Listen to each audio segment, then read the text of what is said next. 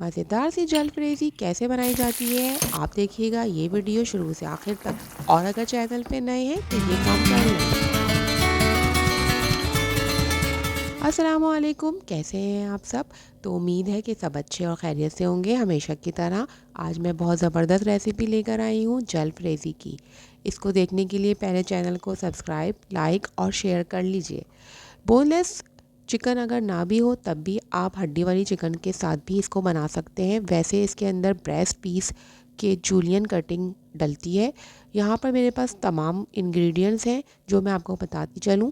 लहसुन अदरक का पेस्ट मैंने 2 टेबल स्पून लेकर चिकन को मैरिनेट करने के लिए पहले से रख दिया। इसके अंदर सोया सॉस और सिरका मिलाया हुआ है।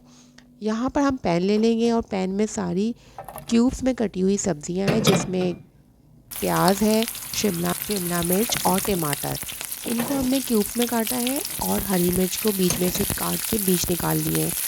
1 चम्मच ऑयल के अंदर इनको सिर्फ फ्राई करना है और तेज़ आंच पे करना है। सब्जियों को गलाना नहीं है, सिर्फ हल्का सा सौते करके इनको बाहर निकाल लेना है। ऑयल भी बहुत कम रखना है। इसका टेस्ट बहुत ज़बरदस्त आता है और रेस्टोरेंट स्टाइल में आप बनाएंगे तो घर में खाएंगे और बाज़ार से खाना बिल्कुल भूल जाएंगे। यहाँ पर सारी सब्जियों को निकाल लिया। अब हम दूसरा काम क्या करेंगे, उसके अंदर हम चिकन जो हमने मैरिनेट करके रखी हुई है उसको हमने इसके अंदर फ्राई करना है। चिकन को लेके पैन के अंदर फ्राई करेंगे। लहसुन अदरक 1 चम्मच डाल लेंगे और वो इसके अंदर ही मैरिनेट हुआ है। जूलियन कटिंग के अंदर अगर हमारे पास चिकन हो तो वो जल्दी गल जाती है, लेकिन गलती यहाँ पर अक्सर लोग यही करते हैं कि चिकन गलाए बगैर ही सब्जियाँ ऐड कर देते हैं। ये काम नहीं करना, पहले इसको पकाना है।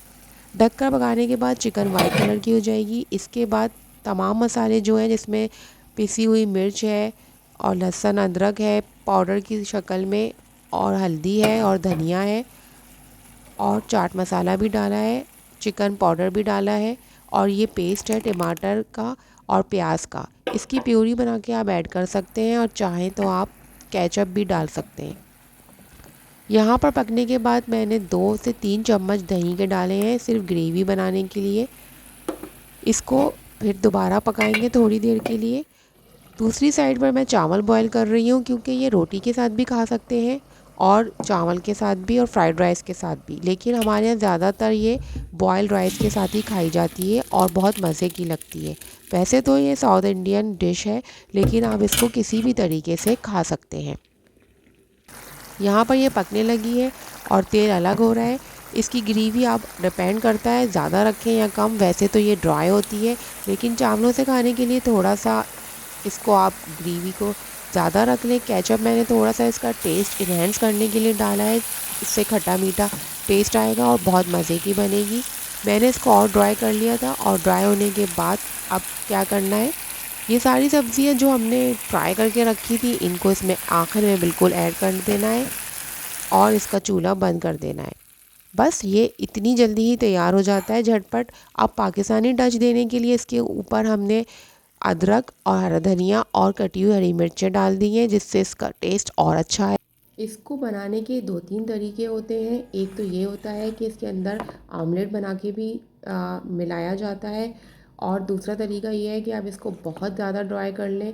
लेकिन ये यकीन जानें, आप इसी तरीके से बहुत अच्छा लगता है। इसके अंदर हल्की सी ग्रेवी चावलों के साथ अच्छी लगती है। और अगर बोनलेस चिकन ना भी हो तो कोई मसला नहीं, जो चीज़ें अवेलेबल हों उसी से बना लें, क्योंकि बोनलेस चिकन तो थोड़ी एक्सपेंसिव भी पड़ती है। घर में ही से चीज़ें निकाल लें और बनाएं और मज़े से खाएं। और मुझे दें इजाज़त, अगली वीडियो तक के लिए अल्लाह हाफ़िज़।